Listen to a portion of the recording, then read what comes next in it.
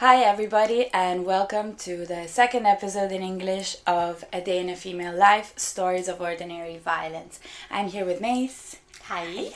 I'm just gonna tell you a bit about the podcast if it's the first time you're listening to it. So, it's basically a collection of stories by women or people who identify in the female gender or are female presenting, in which stories of these people who experienced harassment in their lives. And it's a safe space for these people to talk.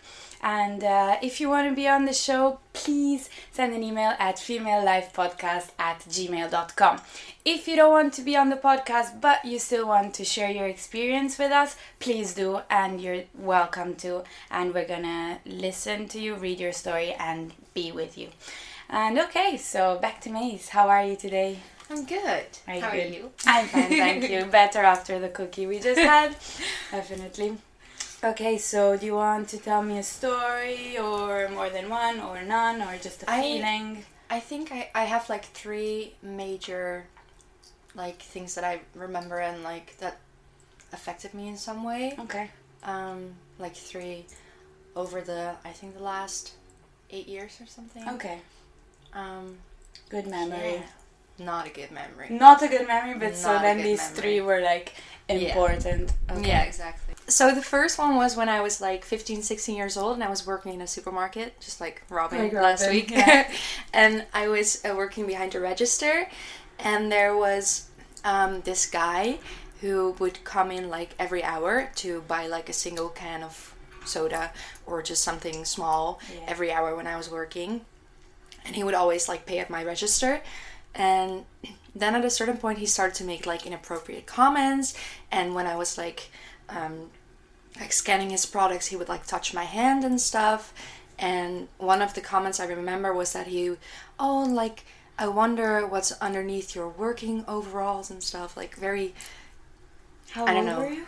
I was 16. Okay.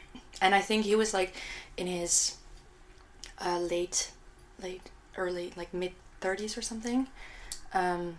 And he worked at a pizza place down the street from the supermarket that I was working. And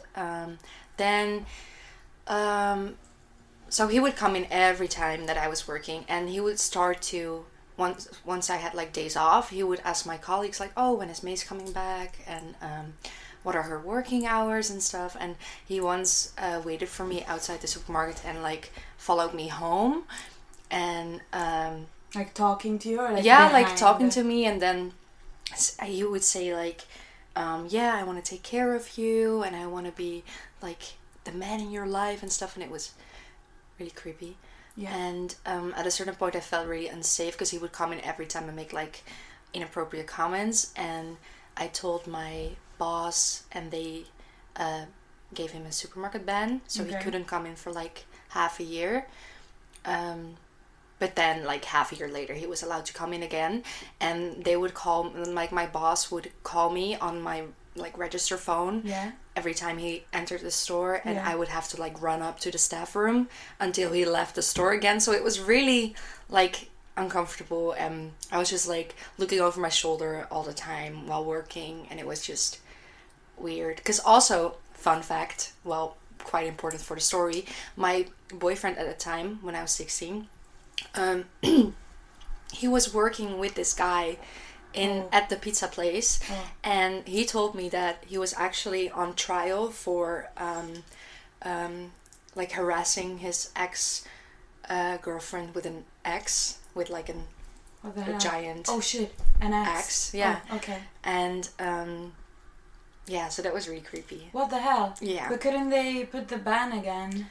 I'm not sure they could, because they had to have substantial evidence and stuff. Tried to hit the ex-girlfriend with an axe as evidence. Yeah, but evidence for harassing me and stuff. Yeah.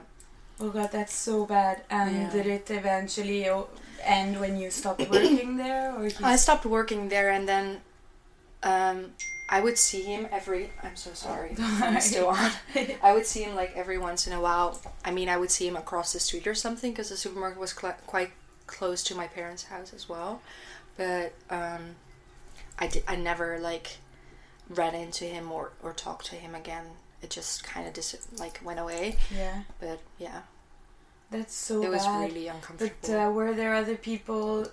Okay, so your manager would call you up, and then were there other people working there who would kind of distract the guy or help you in some way? Or you were alone?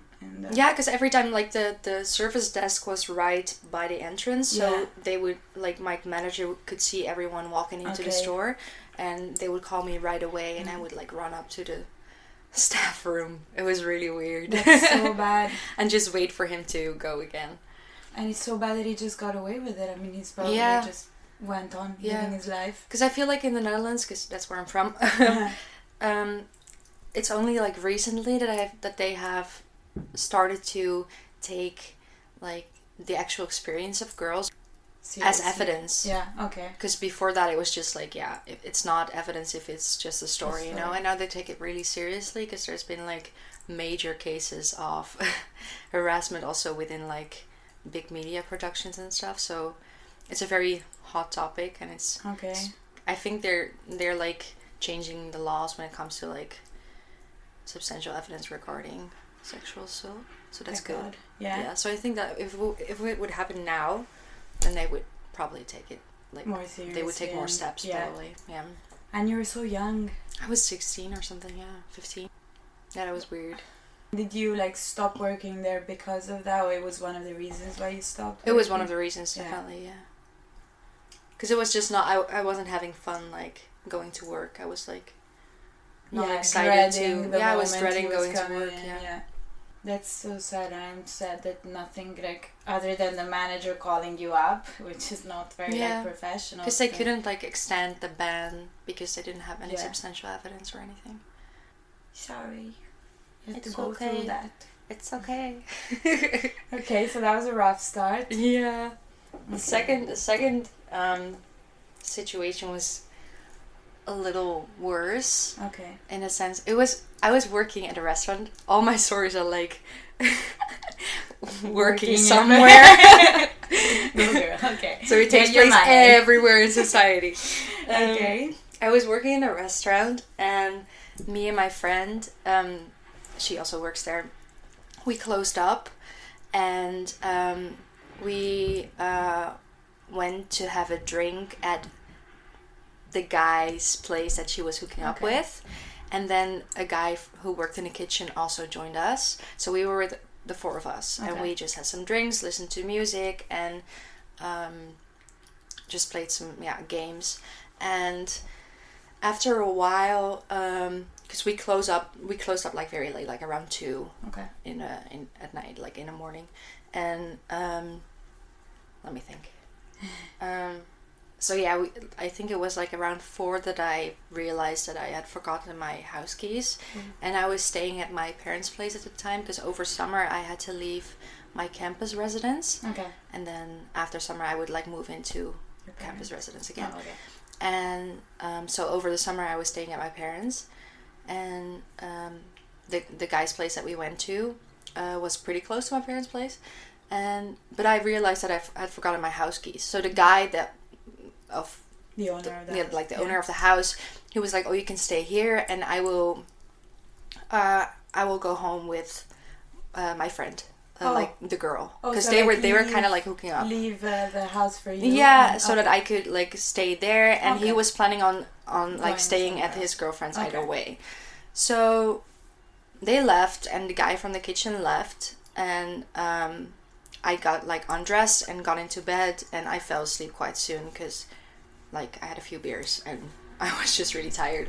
And next thing I know is that I felt like I woke up from like a big pressure on my chest, and I opened my eyes and I saw the guy from the kitchen like lying on top of me with like half undressed. And so I was like, because I woke up from the pressure of like someone on top of me, and I did get away. Like I struggled to get him off of me. And I got dressed, like running down the stairs, and it was quite close to my parents' place, so I ran home like 2 blocks, I think, and luckily my brother opened up, but yeah, that was really scary. But did you know he was in the house? Or? No, so apparently he didn't leave. He came up again. Yeah. And he was just like sitting on you? Yeah, he was like touching me and just like lying on top of me. Did he say something when you woke up and you were like... No, I don't remember him saying anything. No. But I just ran down the stairs like while getting dressed. As you could. Yeah, I was like... It was in the middle of the night. I think I was like still trying to get my shoes on while running home. So it was like very strange. And after that, did you like speak to him, speak to your friend? Again, I spoke to my manager. Okay, yeah. And they sent him to another restaurant. Okay. So he wouldn't like but be at the same workplace. But you never met him again? I think I saw him one time, and someone else told me that he didn't remember anything from that night, which is like, sure, of course you didn't remember anything. But that was so uncalled for. Like, how old was he? Much older? I think I was like 18, 19. I think he was like a little older. Not sure. Well, fortunately, they sent him away. I mean, I still think it's not enough to have just sent him away, but at least it's not like the supermarket case where he kept on coming back. At least he was like out of the picture and kept far from you. Yeah. Still, I think that he should have gone through more severe consequences, because that's disgusting. Yeah. Yeah, I'm not sure how to, like, if I were the one handling the situation. Yeah. Like, right now I would say, like, I would have fired him. But, I think it's also, I don't know, it's such a hard thing to do when it's only one side of the story, you know? Yeah. Because, like, if he denies the whole thing, and he did, because he says that he didn't remember anything, then you have two stories, and it's like, who are you going to believe? I mean, and obviously they're going to believe that. Yeah, and if he would have been fired, like, he could have fought his case. Yeah. I don't know.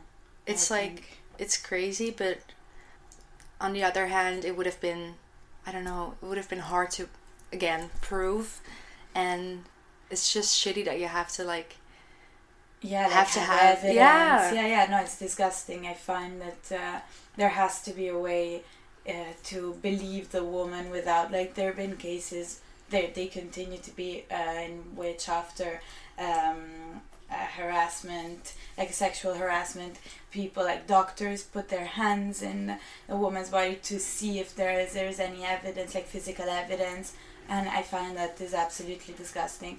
And anyway, when it's like your voice, the woman's, the person who has gone through harassment against the perpetrator, anyway, you're always gonna kind of believe more the perpetrator. Like the balance is always a bit shifted towards the perpetrator. Like, you don't know, so probably didn't happen. Yeah, because like if you can't prove it, there's just no case to fight. So I don't know. I wouldn't know exactly how to, like, in a legal way, I mean, but it's sad that it takes so much for people to believe these harassment stories. Like, why would you even make them up?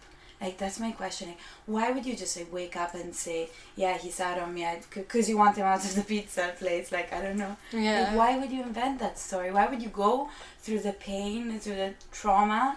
Just why would you make it up? Yeah. I feel that it's so senseless. So, well, did you tell your parents that night? No, they didn't, because they didn't wake up. I think I told them a couple of years later, actually. My brother did know right away, because... Yeah, because he opened the door. Yeah, he opened the door, so... And was he... He was surprised? So angry. He was... Wow, yeah. So, story on the job, too. Thank you. The most enormous motorcycle in Dublin just passed. Okay, so you want to tell us a third story? God, that was more recently. It was like 1.5 years ago. Okay. And I was working at an army base. It was my first week there, and I was staying during the week. I was staying on the base itself. Okay. And during the first week, I went to the bar there.